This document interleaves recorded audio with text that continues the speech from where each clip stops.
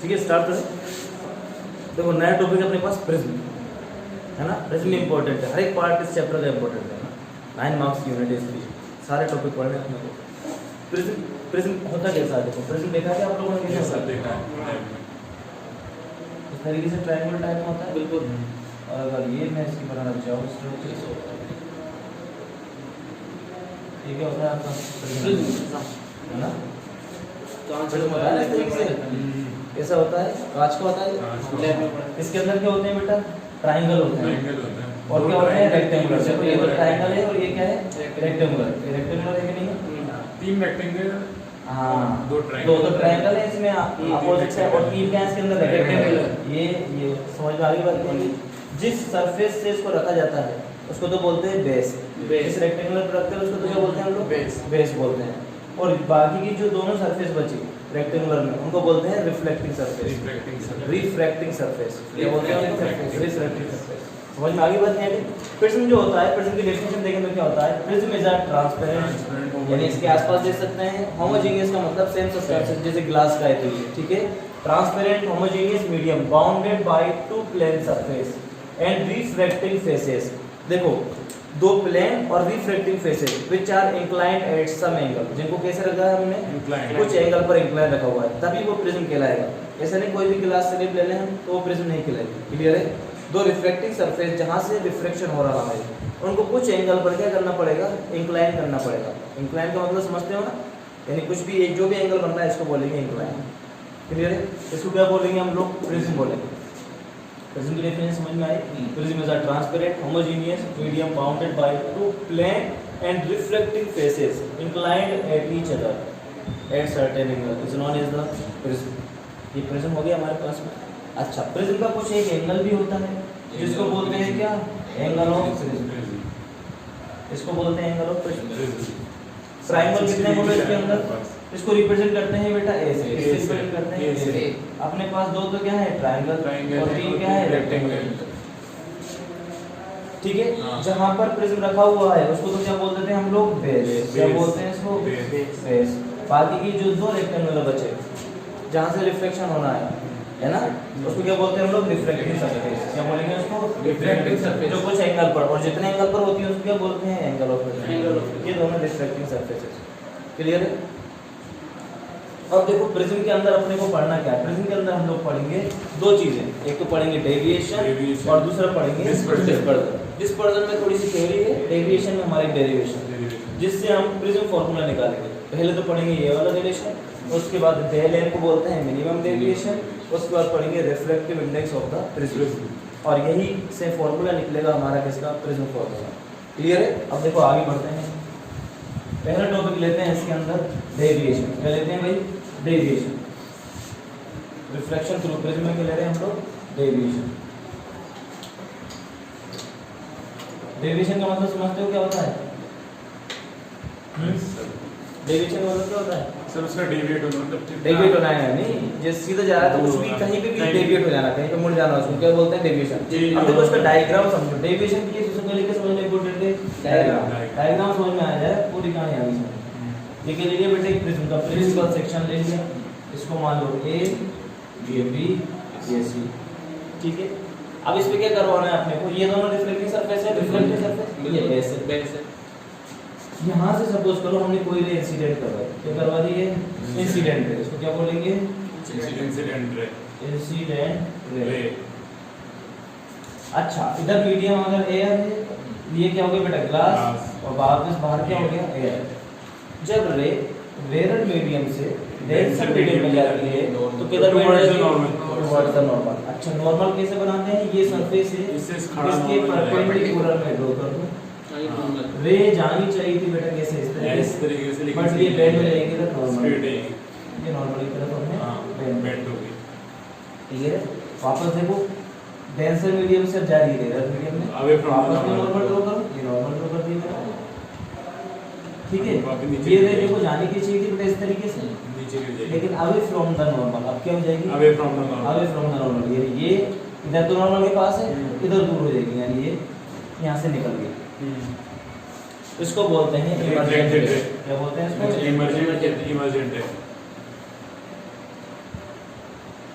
यहाँ पे क्लियर है? ये सर क्लियर है। अच्छा, अब देखें इसमें डेविएशन कितना हुआ। क्या देख रहे हैं हम लोग? डेविएशन। अच्छा, रे बेटा जानी कैसे चाहिए थी? क्या इस तरीके से जानी सीधी चाहिए जानी थी? चाहिए सर। बट ये मुड़ गई इस तरीके से। हाँ, फिर इसको इसका सीधे मतलब हुई। पीछे मिलाता हूँ तो पता चल जाएगा मेरे को। समझ में आई बात नहीं? इन कितने एंगल पर ये डेविएट हुई? समझ में आ रही बात नहीं? ये रे सीधी जानी चाहिए थी, बट ये कुछ एंगल पर देखो मुड़ गई। ये मैंने भेजा तो इसको ऐसे, अगर मैं यहाँ खड़ा होकर देखूँ तो मेरे को क्या लगना चाहिए कि इस तरीके से, बट ये देखो कुछ एंगल पर क्या हो गई? डेविएट। इसको बोलते हैं angle of deviation, represented by del. क्या बोलेंगे बोलो इसको? एंगल ऑफ डेविएशन, है ना? डेविएशन, ये डेल का साइन है, डेल से रिप्रेजेंट करते हैं इसको। क्लियर है? Angle of deviation. और आगे क्या समझ में आ गई? चलो भाई ठीक है। अच्छा, ये क्या नॉर्मल है और ये इंसिडेंट रे। इंसिडेंट रे और नॉर्मल के बीच का एंगल क्या होता है बोलो? आई। यहाँ मैं बोलता हूँ इसको आई, क्या इसको बोल देते हैं क्या बेटा? आई। क्लियर है? अच्छा, ये रे गई कैसे? इस तरीके से गई। बिल्कुल। और ये नॉर्मल, नॉर्मल और इसके बीच का एंगल क्या होगा? Reflected angle. इसको मान लेते हैं हम लोग आर। क्लियर है? यस। अच्छा, अब सेम कहानी यहाँ पर होगी नहीं होगी बोलो? सपोज करो कोई आदमी यहाँ से इंसिडेंट करवा सकता है और कोई आदमी यहाँ से इंसिडेंट करवा सकता है, इसीलिए यहाँ पर हम लोग क्या लेते हैं इसको I2 और इसको क्या लेंगे हम लोग? इसको बोलते हैं इंसिडेंट रे, इसको बोलते हैं रिफ्लेक्टेड रे, इसको बोलते हैं इमर्जेंट रे। कुछ भी नाम दे रहे हैं हम। इंसिडेंट रे क्या मान लिया मैंने? PQ, और इसको मान लें QR, QR रिफ्लेक्टेड, और RS क्या होगी हमारी? इमर्जेंट रे। बोलो यहाँ तक किसी को दिक्कत है? क्लियर है? यहाँ तक समझ आ गया? अब सुने हमें क्या निकालना है इसके अंदर, समझ में आ गया नहीं? अब हम पहले रिलेशन निकालने वाले हैं। इसके अंदर रिलेशन ध्यान रखना, del plus A is equal to I1 plus I2। एक तो ये वाला रिलेशन फाइंड करना है, दूसरा रिलेशन फाइंड करेंगे A is equal to R1 plus R2। ये रिलेशन हमें निकालना है। अब सुनो, इसको बहुत तरीके से निकाल सकते हैं, लेकिन आप एक ही याद रख लो सिंपल सा। दो ट्रायंगल लेने हैं अपने को। कितने ट्रायंगल लेंगे? दो। कौन कौन सा ले रहा हूँ मैं? एक तो नाम दे देते हैं इसको, इसको दे दो N, इसको दे दो O। ठीक है बेटा, बड़े ध्यान से देखना। देखो पहले मैं ट्रायंगल ले लेता हूँ OQR। कौन सा ट्रायंगल ले रहा हूँ? OQR। अच्छा, O में देखना, अगर ये एंगल डेल है और ये एंगल कितना है बेटा? I1। ये अगर एंगल I1 है तो ये पूरा भी I1 होगा, अपोजिट एंगल। ये I1 है तो ये पूरा भी I1 होगा। और अगर ये R1 है तो ये कितना बचेगा बोलो? I1 minus. सेम इसी तरह यहाँ पर I2 है तो यहाँ क्या होगा? I2 minus R2। इस ट्रायंगल को जूम करके यहाँ बना रहा हूँ, देखना बड़े ध्यान से। कौन सा ट्रायंगल है ये? OQR।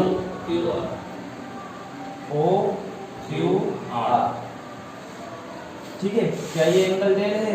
ये एंगल कितना है? I1 minus R1। ये है I2 माइनस R2। इसके अंदर एक लॉ लगाएंगे हम कि एक्सटीरियर जो एंगल है, ये एक्सटीरियर एंगल है, exterior angle is the sum of the interior angle. ये दोनों इंटीरियर एंगल है। दैट मींस जो डेल है, डेल किसके बराबर होगा? This plus this. समझ में आ गई बात नहीं? क्या लगाया हमने? In triangle OQR। देखो इन ट्रायंगल OQR। क्या लिखेंगे इसके अंदर फिर हम? Exterior angle is equal to the sum of the interior angles. ये लिखना है ना, मैं नहीं लिख रहा हूँ। तो बताओ डेल इज इक्वल टू क्या होगा? एक्सटीरियर एंगल डेल है is equal to I1 minus R1 plus I2 minus R2। देखो del is equal to I1 plus I2 को साथ में लिख लेता हूँ और माइनस R1 माइनस R2। यहाँ तक किसी को दिक्कत है? कोई दिक्कत नहीं। क्लियर है यहाँ तक? दूसरा ट्रायंगल लेंगे हम, कौन सा बेटा? AQR। कौन सा ट्रायंगल लेंगे? AQR। देखना बड़े ध्यान से, AQR। चलो एंगल ए तो हो गया एंगल ऑफ प्रिज्म। अब मुझे Q वाला चाहिए। कौन सा चाहिए? Q वाला। देखना ध्यान से, इसको भी जूम करके बना देता हूँ मैं। ये A, ये Q और ये R। ठीक है? AQR। ये तो हो गया एंगल ऑफ प्रिज्म। ठीक है बेटा? दूसरा ये वाला एंगल चाहिए मेरे। कौन सा एंगल चाहिए? ये वाला। देखना ये पूरा 90 का होगा नहीं होगा? बताओ। ये 90 का, अगर ये R1 का है तो ये कितने का बच गया बोलो? 90 minus R1। 90 minus R1। That means ये कितने का हो गया? 90 माइनस R1। तो ये कितने का हो जाएगा? 90 minus R2। 90 minus R1, 90 minus R2। इसके अंदर मैं लगाऊंगा सम ऑफ द ट्रायंगल्स। कितना होता है? 180 डिग्री। समझ में आ गई बात? 180 degree, angle A plus Q plus R is equal to 180 degree. देखो इन ट्राइंगल क्या लिख रहा हूँ मैं, इन ट्राइंगल क्या नाम है इसका, ए क्यू आर, क्या लिखेंगे इसके अंदर, सम ऑफ द ट्राइंगल्स कितना होता है 180 डिग्री। तो ऐड कर दो इसको, angle A plus 90 minus R1, 90 minus R1 plus 90 minus R2 is equal to 180 degree. A plus 90 plus 90 कितने हो गए 180 minus R1 minus R2 is equal to 180। क्या 180 से 180 कट जाएगा, ए इज इक्वल टू क्या आ जाएगा R1 प्लस R2। देखो माइनस माइनस कर जाएगा, समझ में आ गई बात नहीं? इसको दे दो इक्वेशन नंबर 1, इसको दे दो इक्वेशन नंबर 2। बोलो आगे बात समझ में, a इज इक्वल टू क्या आ गया R1 प्लस R2। देखो इक्वेशन 1 में क्या करते हैं हम, एक चीज कर लो, del is equal to I1 plus I2, minus का साइन कॉमन ले लो यहाँ से, तो क्या बचेगा बोलो R1 प्लस R2। इसको दे दो इक्वेशन नंबर 1। क्लियर है? अब R1 प्लस R2 की जगह पे क्या लिख सकता हूँ बोलो, a लिख दूंगा, put the value of a in equation number 1। ये लिखने के बाद हम क्या लिखेंगे, क्या लिखेंगे, put the value of a in equation number 1। तो डेल इज इक्वल टू क्या आ जाएगा बोलो I1 plus I2 minus a। अगर माइनस का ये इधर लेना चाहूँ मैं तो क्या हो जाएगा, del plus a is equals to I1 plus I2। I1 क्या आगे की ये वाला रिलेशन, एक तो ये वाला रिलेशन ध्यान रखना है और एक ये वाला रिलेशन ध्यान रखना है। समझ में आ गया? This is the relation between angle of deviation and angle of prism and incident angle and emergent angle. देखो भाई समझ में आ गया नहीं आ गया? आ गया। तो दो चीजें हमारे को निकल के आई, ये फॉर्मूलाज आपको वैसे भी याद होने चाहिए। प्रिज्म की डेफिनेशन भी हटा देते हैं। अच्छा कौन सा टॉपिक पढ़ रहे हैं हम लोग, डेविएशन। क्या पढ़ रहे हैं भाई, डेविएशन। डेविएशन में मुझे दो चीजें पता चली, डेविएशन पता चल गया del plus a is equal to I1 plus I2। दूसरा मेरे को पता चला a is equal to R1 plus R2। भाई ये फॉर्मूलाज आपको याद भी होने चाहिए। समझ में आ गई बात? क्या आई? थर्ड टॉपिक आता है इसके अंदर मिनिमम डेविएशन। क्या आएगा, मिनिमम डेविएशन, पहला पॉइंट। दूसरा पॉइंट डेविएशन के अंदर ही चल रही है कहानी। एक देखो मिनिमम डेविएशन, अब ये क्या नई चीज आ गई, मिनिमम डेविएशन। सुने देखो मिनिमम डेविएशन क्या है, इसको ग्राफ से समझते हैं। जब हम एंगल ऑफ इंसिडेंस और एंगल ऑफ डेविएशन के बीच में ग्राफ बनाते हैं तो ग्राफ कुछ इस तरीके से आता है। हाँ पैराबोलिक ग्राफ ऐसा आता है ना, बनाया हुआ ना प्रैक्टिकल में आप लोगों ने, ठीक है? क्या होता है देखो कहानी, जैसे जैसे हम एंगल ऑफ इंसिडेंस बढ़ाते जाते हैं ना तो एंगल ऑफ डेविएशन क्या होता जाता है, कम होता जाता है। देखो ये देखो एक बार,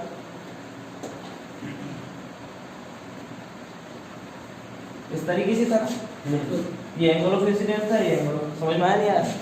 अरे जैसे जैसे मैं एंगल ऑफ इंसिडेंस बढ़ाता जाऊंगा ना तो एंगल ऑफ डेविएशन क्या होता जाएगा, कम होता जाएगा। समझ रहे हो? एंगल ऑफ इंसिडेंस अगर हम बढ़ाते गए, एंगल ऑफ इंसिडेंस क्या कर रहे हैं हम लोग, बढ़ा रहे हो, एंगल ऑफ इंसिडेंस बढ़ाते जाओगे डेविएशन क्या होता जाएगा, कम। डेविएशन कम होने का मतलब समझ रहे हो? सपोज करो एंगल ऑफ डेविएशन मैंने कर दिया तो ये इस तरीके से, डेविएशन कम हो गया नहीं हो गया, और बढ़ाया मैंने तो इस तरीके से लाइन चली, डेविएशन क्या हो गया, कम हो गया। क्लियर है? देखो ग्राफ से देखो एंगल ऑफ इंसिडेंस में इंक्रीज करते जा रहा हूं तो डेविएशन कम होता जा रहा है, कम होता जा रहा है, कम होता जा रहा है। एक पॉइंट पर आकर कितना हो जाता है बेटा, ये मिनिमम। एक पॉइंट पर आकर मिनिमम हो जाता है। जिस पॉइंट पर मिनिमम होता है उसको क्या बोलते हैं, मिनिमम डेविएशन। और रिप्रेजेंट कैसे करते हैं इसको, डेल एम। जिस पॉइंट पर मिनिमम होता है वहां पर मेरे को I is equal to I1 is equal to I2 मिलेगा। वहां पर क्या मिलेगा, I1 is equal to I2। जहां पर डेल्टा मिनिमम होगा वहां पर क्या मिलेगा, I1 is equal to I2। बाकी हर कहीं पे देख लो आप, चाहो तो यहाँ ले लो डेल्टा, दो वैल्यू मिलेंगी आपको I की, देखना एक बार, एक वैल्यू तो ये, दूसरी वैल्यू, दो वैल्यू नहीं मिलेंगे बोलो I1 I2। हर एक पॉइंट पर कितनी वैल्यूज मिलेंगी, दो वैल्यूज मिलेंगी। और मिनिमम डेविएशन पर कैसी सिचुएशन आ जाएगी कि I1 is equal to I2। That means कहानी समझना, ये प्रिज्म है, ये I1 था, ये I2 है। दैट मींस I1 किसके इक्वल हो जाएगा भाई, I2 के। बाकी हर एक इक्वेशन पर, बाकी मिनिमम डेविएशन के अलावा सब जगह I1 इक्वल नहीं होगा I2 के। यहाँ 45 है तो यहाँ 30 रहेगा, यहाँ 30 है तो यहाँ 40 रहेगा। समझ में आ रही बात मेरी? उल्टा सीधा जो भी चलता रहेगा। और मिनिमम डेविएशन पे सपोज करो यहाँ 37 है तो यहाँ भी कितना रहेगा, 37। That means I1 is equal to I2। यहाँ तक किसको दिक्कत है भाई? तो सुने, what is the minimum deviation? Minimum deviation क्या है? When we will increase the angle of incidence the value of the deviation will decrease and at a point delta is minimum. At a point the angle of deviation is minimum and minimum deviation की कंडीशन में क्या होता है I1 is equal to I2। इसको I के बराबर मान लो तो R1 भी बराबर होगा R2 के। समझ में आ रही बात मेरी? At the situation of the minimum deviation I1 is equal to I2 बराबर I, देन R1 बराबर R2 बराबर R। अगर ठीक है, अब मिनिमम डेविएशन की कंडीशन पर हम लोग क्या निकालेंगे? प्रिज्म फार्मूला निकालेंगे। क्या निकालेंगे भाई? Prism formula. और इसको बोलते हैं रिफ्लेक्टिव इंडेक्स ऑफ प्रिज्म। क्या बोलते हैं? Reflective index of prism. Clear है? कुछ भी बोल दे वो। प्रिज्म फार्मूला कैसे निकालेंगे बेटे? रिफ्लेक्टिव इंडेक्स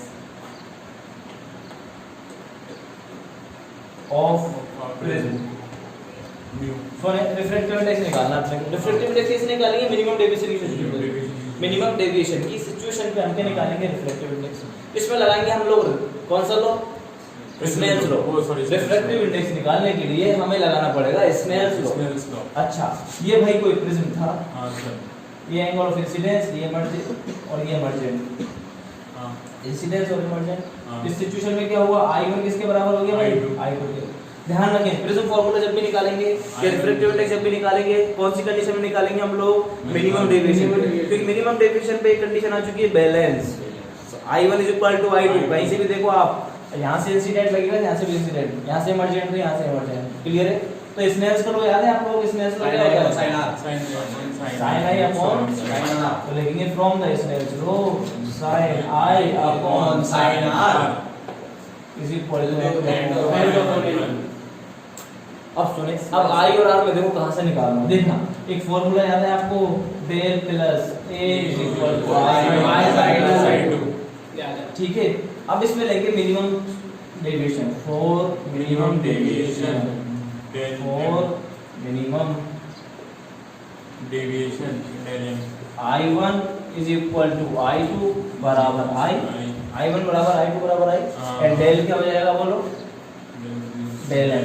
ये रख दूं मैं, डेल की जगह del M plus A is equal to I plus I। Del M plus A, I कितने हो गए? 2I। मेरे को निकालना क्या? I। तो क्या कर दूं? Del M plus A upon 2 is equal to I। आगे मेरे पास equation number 1, equation number 2। I आ चुका है, अब क्या निकालूंगा मैं? R। अब क्या निकालूंगा भाई? R। देखो R कहां से निकालेंगे हम लोग? मिनिमम डेविएशन की सिचुएशन में वही for the minimum deviation R1 is equal to R2 बराबर R और डेल क्या हो जाएगा? Del M। ठीक है, ये लिखने की जरूरत नहीं है। फार्मूला होता था, आप याद करो, ये क्या होता था? A is equal to R plus R, A is equal to 2R और R इज इक्वल टू कितना आ गया बोलो? R is equal to A by 2। Equation number 3। बोलो समझ आया नहीं आया? अरे क्या करना है? I तो निकालूंगा मैं यहाँ से, R निकालूंगा यहाँ से। किस सिचुएशन में? मिनिमम डेविएशन की कंडीशन में। अब I और R की वैल्यू मैं इसके अंदर पुट कर दूंगा तो क्या निकल जाएगा? Reflective index of prism. और उसी को बोलते हैं हम लोग प्रिज्म मेकर फार्मूला। ठीक है, या फिर प्रिज्म फार्मूला। क्या करेंगे? Put the value of R, put the value of I and R in equation number 1। ठीक है, साइन की जगह साइन लिखा, I की जगह क्या आ जाएगा? Del M plus A upon 2। Del M plus A upon 2 upon में साइन R की जगह क्या आ जाएगा? A upon 2 is equal to N2 upon N। This is the prism formula या फिर reflective index of the prism. इसको बहुत सी बार N भी लिख दिया जाता है या फिर N2 1 भी लिख सकते हैं। लिख सकते हैं, लिख सकते हैं। बोलो यहाँ तक किसी को दिक्कत है? क्लियर है? यहाँ तक आ जाता है आपको कौन सा फार्मूला है भाई? ये प्रिज्म फार्मूला। ध्यान रखना, क्वेश्चन कुछ भी पूछ ले, वो reflective index of the prism, ये लो प्रिज्म फार्मूला। समझ में आ गई बात? में आ गई? यहाँ तक डेरिवेशन मेरे को करना पड़ेगा। कहाँ से? शुरू से लेके ये दोनों इक्वेशन मेरे को बतानी पड़ेगी कि ये दोनों इक्वेशन रिफ्लेक्टिव इंडेक्स कहाँ तक है? यहाँ तक prism formula. Prism formula, reflective index का दूसरा नाम प्रिज्म फार्मूला है। थिन प्रिज्म, जैसे थिन लेंस का पढ़ा था हम लोगों ने, याद है आपको? इसी तरीके से क्या पढ़ेंगे अब? Deviation through thin prism. Thin prism sir अभी तो अभी ये आएगा ना, डेविएशन थोड़ी खत्म हुआ है। डेविएशन